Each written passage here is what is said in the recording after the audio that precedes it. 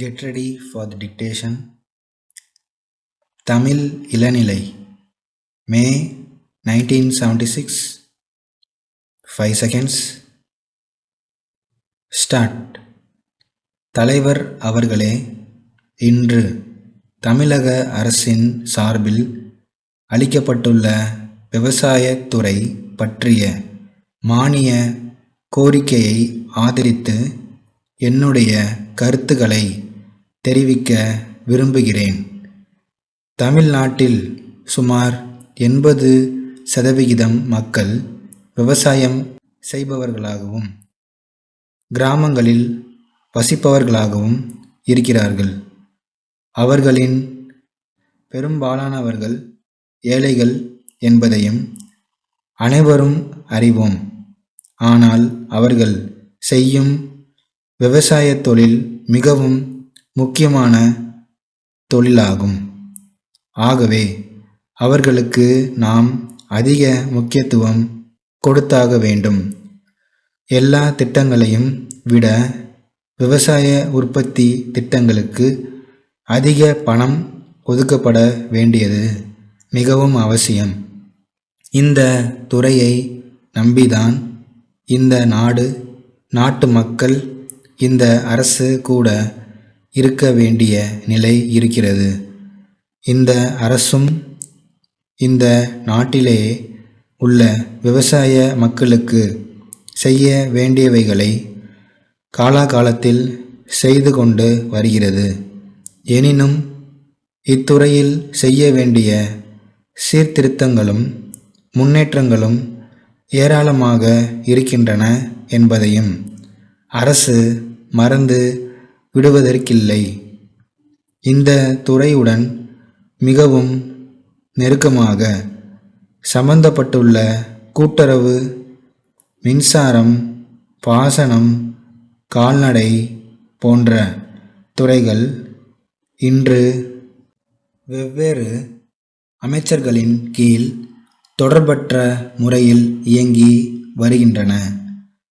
இந்த நிலை விவசாய உற்பத்தி வளர்ச்சிக்கு உறுதுணையாக அமையவில்லை என்பது இப்பொழுது பரவலாக உணரப்படுகின்றது. இதனை கருத்தில் கொண்டு இந்த துறைகள் எல்லாம் ஒரே அமைச்சரின் கீழ் கொண்டு வருவதற்கான நடவடிக்கைகளை மேற்கொள்ள வேண்டுமென அரசை நான் கேட்டுக்கொள்கிறேன். நாட்டில் ஏற்பட்டுள்ள வளர்ச்சி நிலை காரணமாக விவசாய துறையிலே நெருக்கடி நிலை ஏற்பட்டுள்ளது. இதன் காரணமாக வியாபார துறையிலும் தொழில் துறையிலும் தேக்கம் ஏற்பட்டு நாட்டின் பொருளாதார நிலை பாதிக்கப்பட்டுள்ளது. இந்த சமயத்தில் மக்களுக்கு தேவையான அத்தியாவசிய பொருள்களை விவசாயிகளுக்கு விநியோகம் செய்யவும் அப்பொருள்களை வாங்குவதற்கான சக்தியை அவர்களிடத்தில் ஏற்படுத்துவதற்குமான சில திட்டங்களை நமது அரசாங்கம் ஏற்கனவே தீட்டி இருப்பதை நான் முழு மனதுடன் வரவேற்கிறேன். வறட்சி நிலை காரணமாக மக்களுக்கு கிடைக்க வேண்டிய அத்தியாவசிய பண்டங்களின் உற்பத்தி குறைந்துவிட்டது. எனவே விவசாயிகளுக்கு போதிய வருமானத்தை ஏற்படுத்தி தர வேண்டிய பொறுப்பு அரசுக்கு உள்ளது. சென்னை, மயிலாப்பூர், ராஜா பட்டு துணி உற்பத்தியாளர்கள் மற்றும் விற்பனையாளர்களிடமிருந்து திருச்சி பெரிய தெரு குமரன் துணிக்கடை உரிமையாளர் திருவாளர் VS கந்தசாமி அவர்களுக்கு அன்புடையீர்.